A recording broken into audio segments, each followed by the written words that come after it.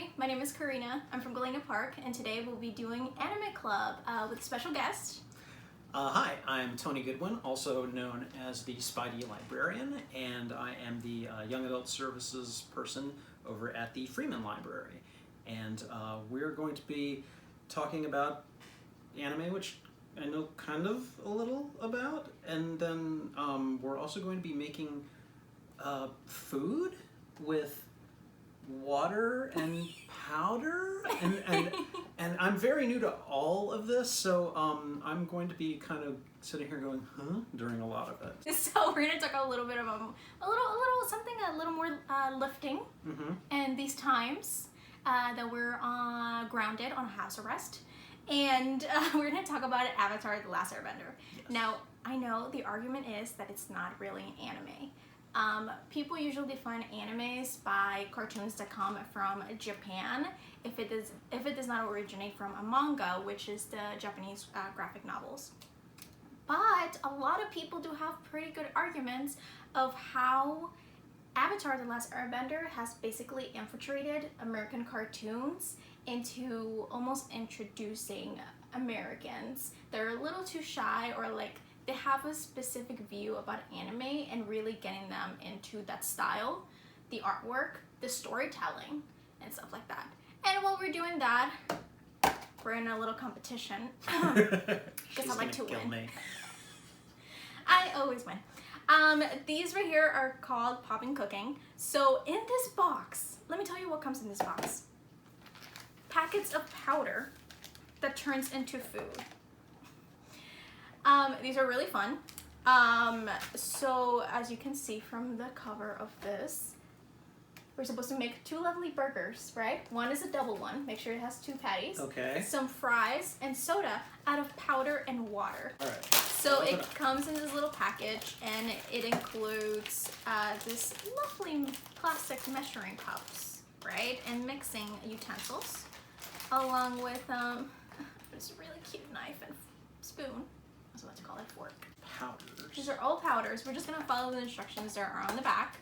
And then you guys can let us know who did a better job, even though, let's be honest, I'm gonna do a better job. I'm gonna kick your butt.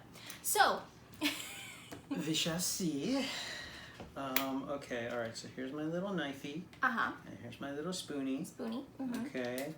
And that's where your soda is gonna go. Okay. We're gonna get to it later. Okay. And then you're gonna cut your cooking utensils, as well as measuring utensils with the scissors, so you have them separately, and sometimes you have to fold stuff and do stuff. So okay. Avatar: The Last Airbender introduced a new storytelling animation style that anime usually follows. So if you really think about it, all the cartoons that have aired on Nickelodeon, they're very episodic.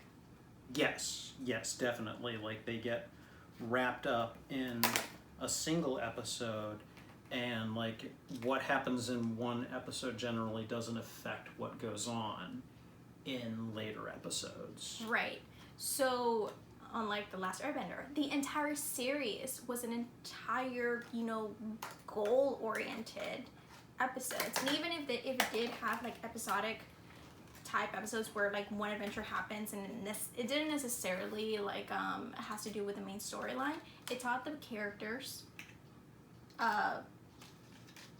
some sort of life lesson, or brought them together, or some sort of new skill. Well, there was definitely, I mean, the sense of continuity between episodes is I don't want to say you can't watch, like, you can't skip an episode of Avatar: The Last Airbender, because you could, but like, you definitely you could miss out on very important kind of narrative elements, like there's an episode, I think in the 3rd season, where Sokka makes his own sword out of like a meteor, know, and I mean, like that sword, you only see it like again a couple of times, but like, I mean, like, I think at the finale, like, he loses the sword. Yes. And you might wonder why the heck he's getting so broken up over a sword.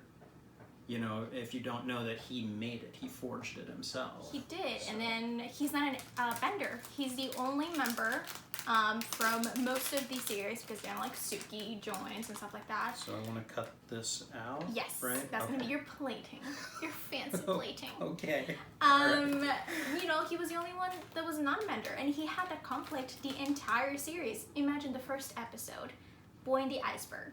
Remember when he was giving Katara like a hard time because of her magical like water bending and stuff like that when they were fishing? He was a little jerk. He was a little jerk, and he had this storyline, even one episode or throughout the entire series, but that one episode, the focus in which he gained a skill and he became really good at it, and may I say better than possibly the other members. You know, even though they have bending, he gained a skill that he worked really hard at that did not come naturally, and you know was an important part. Yes. Of the series. So just to, I guess, kind of recap about Avatar: Last Airbender. If people that have not seen the series, long ago the four nations lived together in harmony. Then everything changed when the Fire Nation attacked. Only the Avatar, master of all four elements, could stop him. When the world needed him most, he vanished. 100 years passed and my brother and I discovered the new Avatar. I'm not them, Katara and Sokka. An airbender named Aang. And although his airbending is great, he has a lot to learn before he saves the world. Yes, something like that. Something like that. That's the theme, introduction song, or every episode they play that little clip. So just to recap about The Last Airbender, you have three main characters in the first season. You have Katara, she's a waterbender, Sokka, her non-bending brother, and then you have Aang, which is the Avatar. Right, and these are all teens or tweens. I think Aang was supposed to be like 11. He was like 11 or 12, yeah. 11 or 12 when he started. And I think Katara was supposed to be like 14 and Sokka was supposed to be like 16. I think so. So you have those three main characters. Sokka and Katara are from the Southern Water Tribe, if I'm not mistaken. There aren't supposed to be any waterbenders. Do I throw this away? Yes. Okay. You just toss it. Okay. All right. Okay. And then you have Katara, which she has no skill in waterbending. And here comes the actual Avatar. Right. Who's supposed to be like this world hero. But he's also a child and he's as lost as them, right? They pick up, there's a lot of emotion within the first episode, if you think about it. Oh yeah, definitely. I mean, as soon as Aang comes out of the ice, the first person he sees is Katara. And it's important to point out, Aang has been frozen in ice for like 100 years. Yeah. So the world has kind of gone on without the Avatar. It's gone into a world of chaos and war and everything.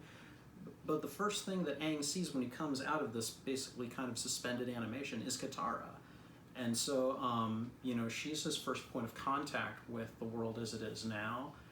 He immediately has a crush on her. You know, she's a pretty girl. Mm-hmm. You know, older woman too. You know, so you know, but yeah. So you've got that. You've got Katara, who is she's just kind of she's like a bastion of hope. That's one of her things. And so when she finds this boy who is able to, you know, basically fly when he sneezes,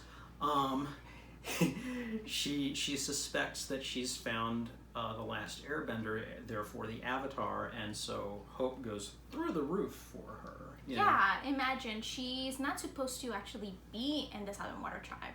The Fire Nation came and took all the waterbenders from the entire tribe. Yes. And she's supposed to be hiding the fact that she's a waterbender.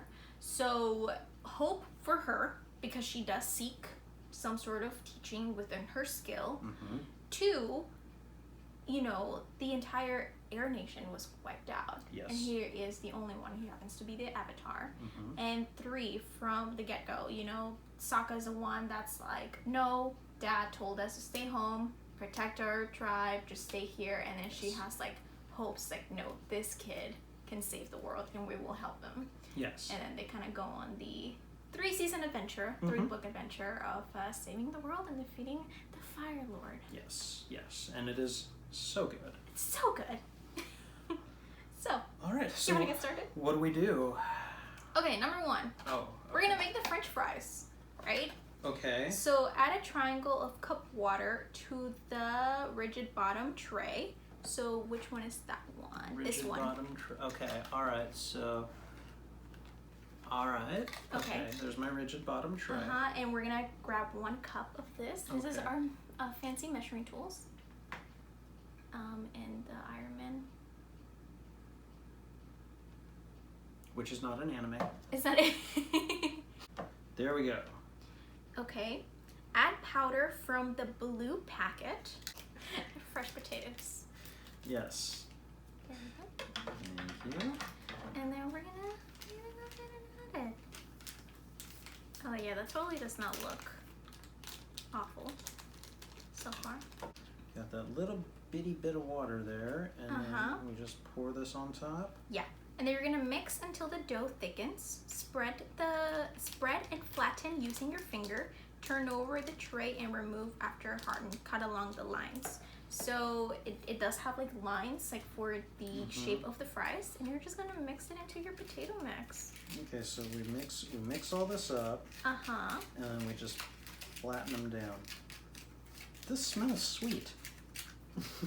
It does smell sweet. It smells sweet. So we got the basic plot of Avatar down. Let me ask you, what was your first experience with the show? How did you find out about it? Did you know about it from the beginning? Okay. Or? So I was in elementary school when it came out. 2005, I was in the 4th grade. I did not, the first episode that I watched was in book 3. The blood bending episode. That was the first one that I saw. Dang, that was your first view of that? Wow, that is a dark episode. That is a dark episode, and that's what got me into it, because it was that dark. But at the time, I was watching anime. Now, here's a story about my home life. My mom hates American cartoons. Okay. Hates them. She despises like things like SpongeBob SquarePants. She thinks that they're annoying, they're not quality. She's like, I remember when Bugs Bunny was a thing. Right. Yeah, She's one of those, right? Okay.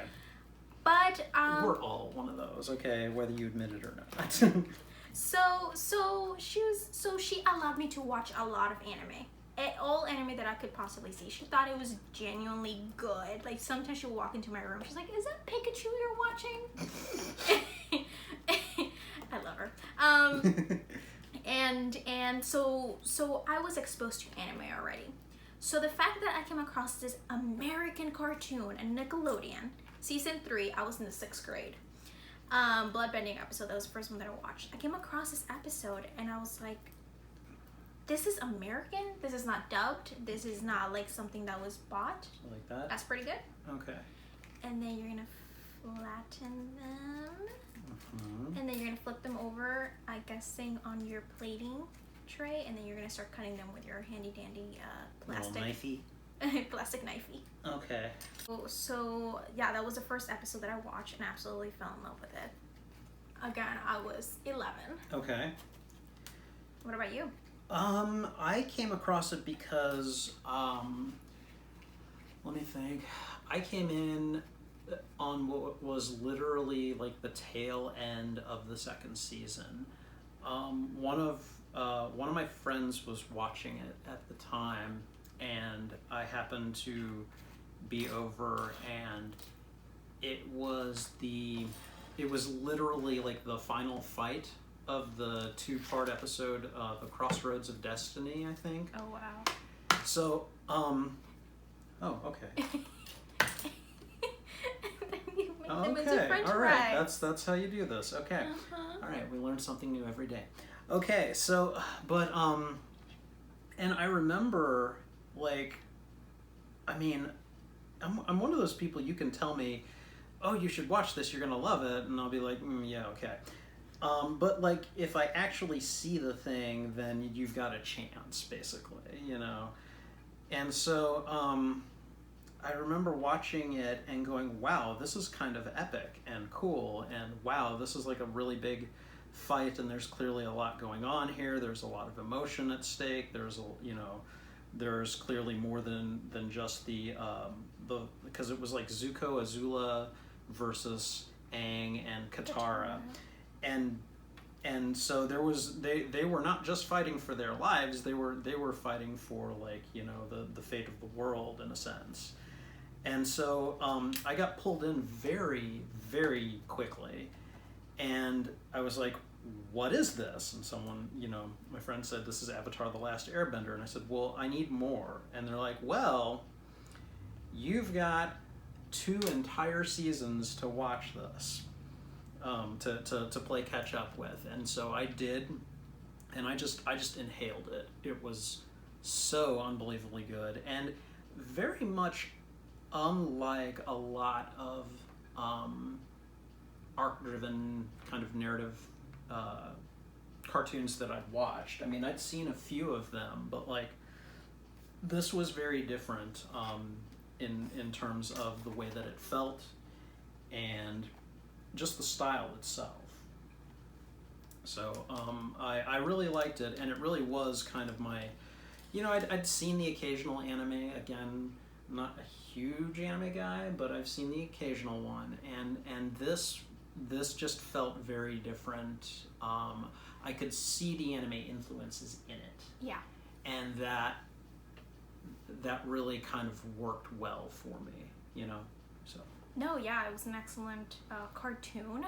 I unfortunately have to call it ad. What's next?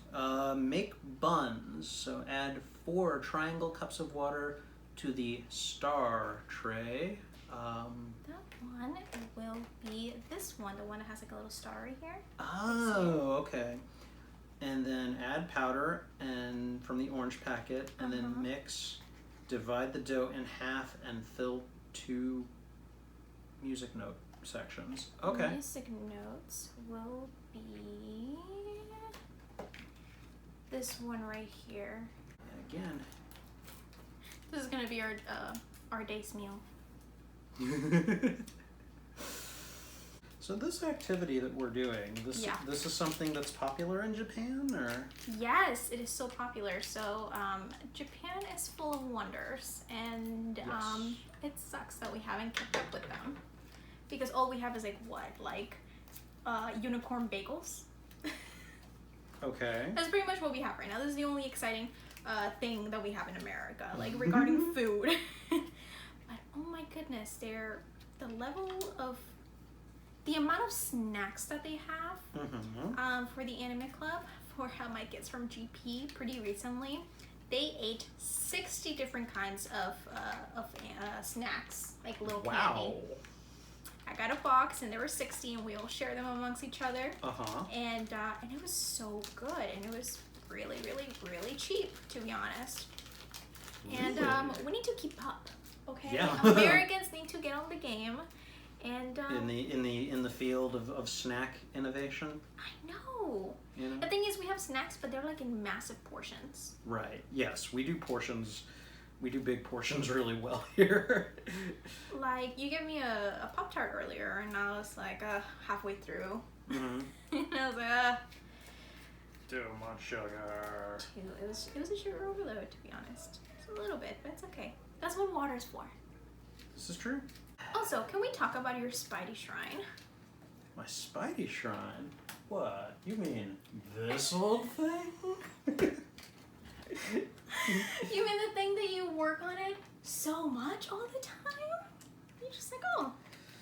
So, you might have noticed about me that I'm a little bit of a Spider-Man fan. And so I have been collecting and reading and just kind of like, you know, consuming Spider-Man media for a very, very long time.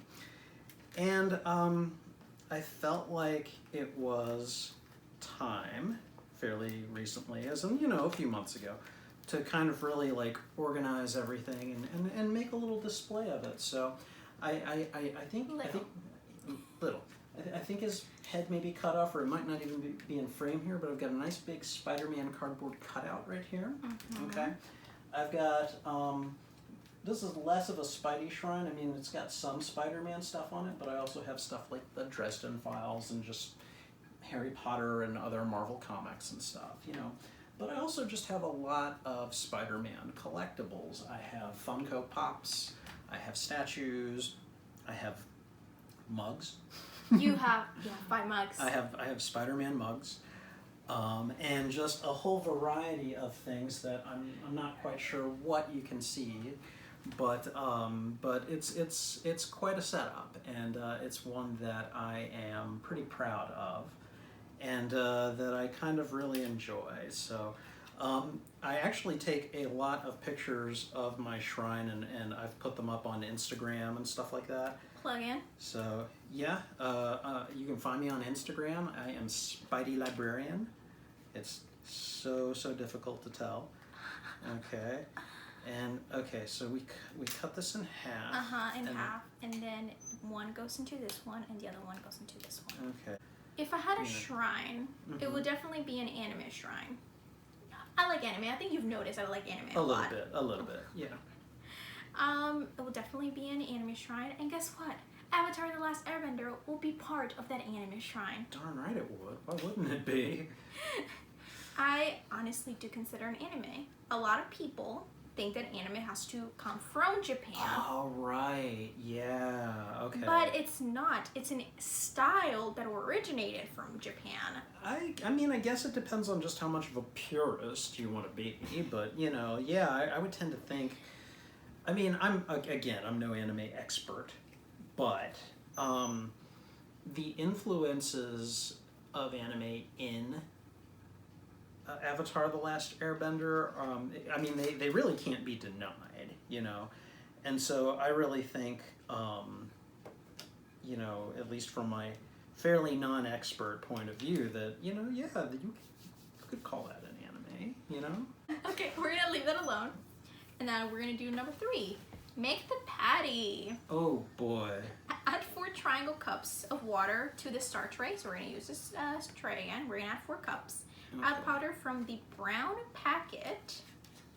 Mix well. Fill the... Is the glove? Yeah, fill this middle one right here. Section until it's full. It will become firm in 10 minutes. So what is your favorite episode of Avatar: The Last Airbender? Oh god, I have to pick just one, huh? Okay, one for each book. Oh, yeah, that's less difficult. Okay, we needed 4 of these, right? Yes. Okay. My favorite per book. Okay. I am gonna go with, let me see. I think in the first book, for me, it is, God,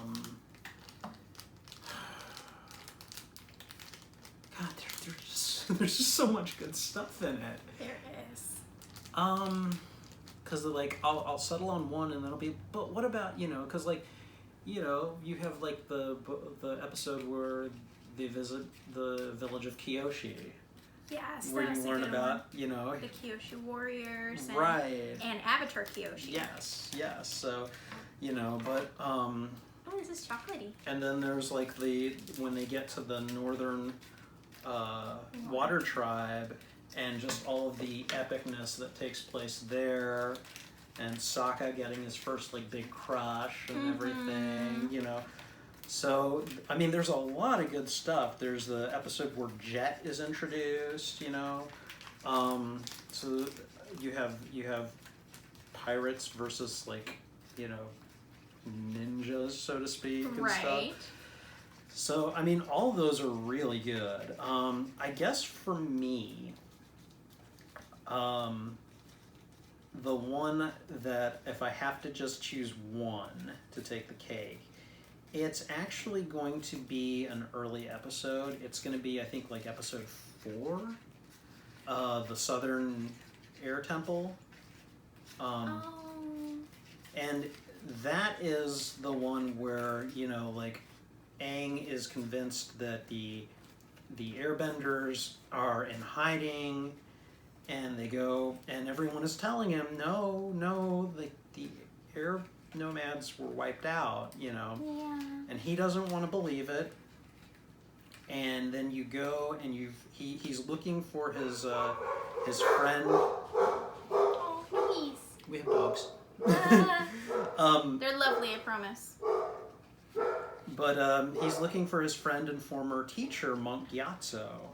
Oh. And he finds where Monk Gyatso made his final stand against the Fire Nation, and how he took out like a bunch of them, but he did not live past that battle. And that's the first, I think that's the first time, at least since The Boy in the Iceberg, that you see Aang go into the Avatar state. Right. And you get the feeling that the Avatar state is, one, not something he can directly control, at least not yet, and that it only is triggered during times of heightened emotional response. And so, of course, finding out that his old friend and master did not survive was, of course, hugely, I hesitate to use this word, but triggering. I mean, I'm being triggered right now with the entire situation. But no, that was an excellent episode. That is a great choice. So that was very triggering. It was very emotionally compacted for sure. Yes. He had a breakdown, and since he's a very powerful being or person, he's the Avatar. Mm-hmm. He needs to control his emotions for his power to be controlled. Yes. So he needs to go into like this almost like Zen, like balance mode, where his emotions can't necessarily affect how he responds. He needs to be in control. And the fact that he doesn't know how to control the Avatar state, he went into this mode. And then you saw Katara calming him down, like being like, "It's gonna be okay. We're here for you. Right. We're gonna figure this out. You know, it's just calm down." And she was able to do that. She was able to talk to him and come to reason. And yes. And you kind of find out the level of maturity. Even though he's a boy, he understands his responsibility. Yes. And he understands that makes a lot of sense what she's saying. Yes. So you have these kids giving great advice, by the way. Better advice than my parents ever gave me. and it is such a learning thing about emotions. Oh, you're making a mess. I am. It's okay. It's probably even covered by the boxes. Do you want to give me your empty packets? I'll throw them away. I'm storing them right here, okay, off to the camera where nobody can see. I'm ruining his stuff. Okay, so after that, we're gonna let it sit for 10 minutes so we can harden. So that part is done. Okay. Step number 4, make the cheese. Oh, joy. Okay. Okay, add a triangle cup of water to the rigid bottom tray. So this one, we're gonna use this one again. We're gonna put 1 cup of water. Okay. Add mix from the yellow packet. Mix and knead. Spread and flatten evenly to match shape and size of the packing pouch guide. Cut in half. Should be easy. So we're mixing it up in here. Yeah, with 1 cup of water. And then when it's mixed, we're gonna add it to this and try to shape it into slices of cheese. Okay. All right. My spoonie has meat gunk on it. Oh, you can use a knife, right? Unless you want to lick it. It's technically candy. Is it chocolatey? Yes. Is it good chocolatey? No. No, but Darn it. It tastes like watered down pudding. Yes.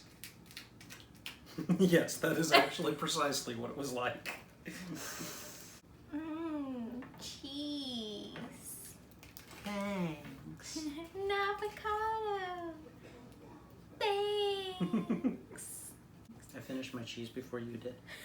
I don't know about you, but I'm trying to make it into a perfect rectangle. I'm not sure if that's a rectangle. Next, we're gonna make the ketchup.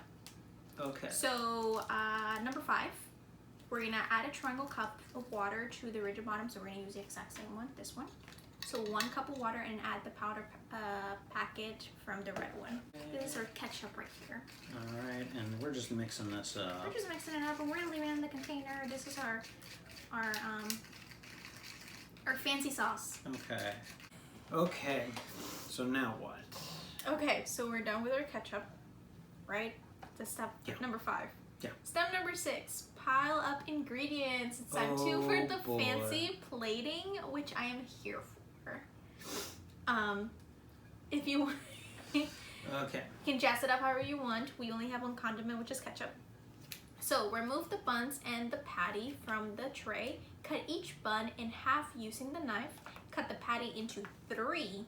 Stack up the buns, patties, cheese, and ketchup on top of each other any way you like. Since this is a competition, I'm gonna use the picture as a reference because she's getting competitive. Uh-huh. Okay. Okay. It looks like dog food. What do you imagine it tastes like? That's disgusting. All right. Well, while you're making yours look exactly, I'm gonna go and make the cola. Fill the cup with water up to the line marker. Add powder from the purple packet. Oh God, it's fizzing. Why are you fizzing? Because it's actually cola, I think. It's because cola is kind of like a sweet thing, right? Yeah.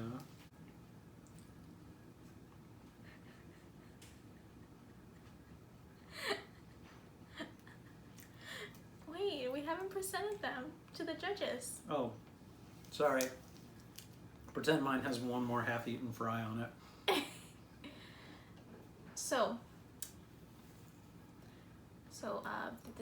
This is his, right? With his little cola as well.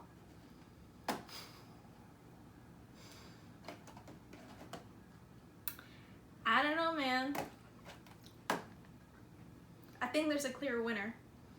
Oh, really? Because I don't think there is a winner, frankly. We're both losers. Because we have to eat this. Oh my goodness. Okay, good job though.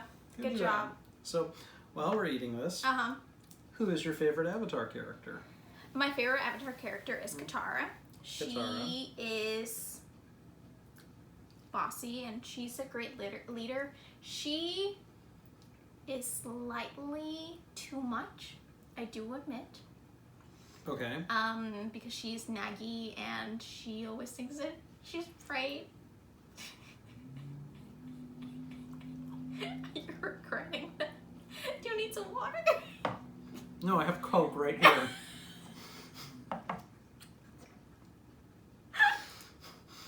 This is like eating candy with medicine. Oh my god, wait, Coke. So she's a little too much. Right, but she's my favorite character, I think. I think she was very persistent. I'm thinking book 1. When she wanted to learn how to waterbend, but women weren't allowed to be waterbenders, only healers. And she fought for her spot. Now, did she gain it because of her skill? No. Did she gain it because she had a relationship with the master because of his grandma? Remember how his grandma and the master were like a thing? But she tried. She never gave up. She tried. She was very good at it. And she didn't do it just because of herself. She did it also to continue training the Avatar. Throughout the books. She did learn more than Aang. You know, so your meal for the day? I'm kinda It's scared. here. Oh my god.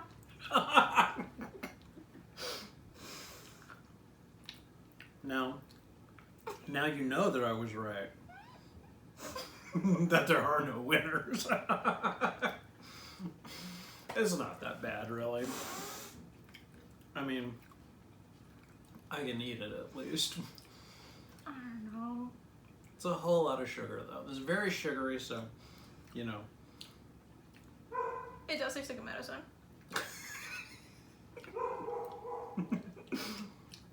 Look at this perfect fry. With the perfect formation of ketchup on the line. Look at the drip. Look at the stripes in this. Oh. So, my favorite character, I think, it's really, it's a two-way tie, actually. I like Sokka. Mm-hmm. I like the fact that Sokka is, like, pretty much the only non-bender in the party. Mm-hmm. And he still manages to find a way to make himself just as important as the others, because he becomes like the planner. He becomes the, you know, the science guy. He forges his own sword. Like he basically realizes. He realizes. No. Go ahead and finish.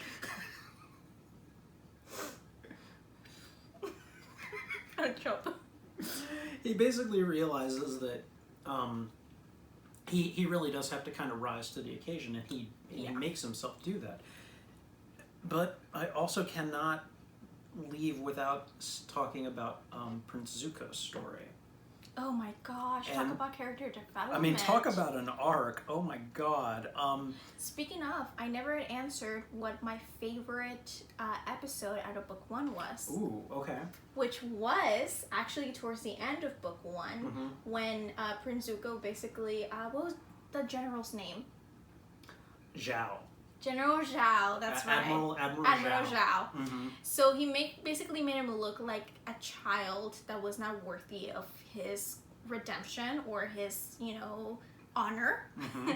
and basically tried to kill him by blowing up the ship. But then that scene when Uncle Iroh had full faith that he was gonna do something right, Mm-hmm. right? He's like, I know he's gonna actually redeem himself, and not in the way that Zuko originally planned, which was to catch the Avatar and reunite his father and him, but rather keeping balance in the world. Mm-hmm. So the whole scene between like him going underwater and like him learning like survival skills and kind of not letting the pure anger control him, like he was very like calming, like his uncle was getting to him. That's the first time I saw his uncle getting to him, like truly teaching him something about being, you know. So that was my favorite episode from book 1. Yeah, no. Zuko. Yeah, Zuko. And there are just so many good episodes that where Zuko is maybe not central to it, but like narratively, as things are coming down the pipeline, you find that so much kind of depends on him. Like when he and Aang have to work together. Mm-hmm. The first time that Aang got captured, you know, where he was the blue spirit. Promise we've seen this. I know.